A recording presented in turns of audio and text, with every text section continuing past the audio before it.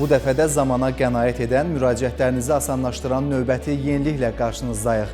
Əziz vətəndaşlar, artıq polis orqanına ünvanlamaq istədiyiniz müraciətləri vahid platforma olan e-polis mobil tətbiqi vasitəsilə göndərə bilərsiniz. Əvvəlcə proqrama daxil olub elektron müraciət xidmətinə keçid edirsiniz. Açılan pəncərədə müraciət et düyməsini kliklədikdən sonra əlaqə məlumatlarınızla tanış olursunuz. Məlumatlar düzgün olduğu təqdirdə isə davam et düyməsini sıxaraq növbəti mərhələyə keçirsiniz.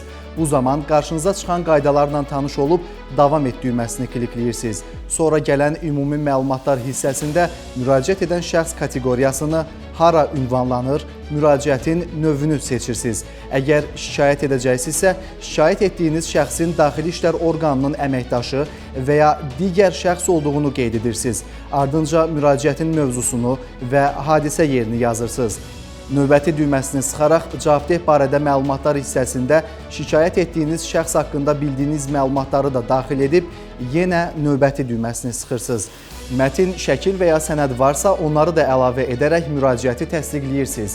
Beləliklə prosedur tamamlanır və bir neçə dəqiqə ərzində müraciətinizi elektron qaydada polis orqanına göndərməklə məmnunluğunuz təmin olunur. E-polis rəqəmsallaşan xidmətlərimizin üstünlüklərindən siz də faydalanın.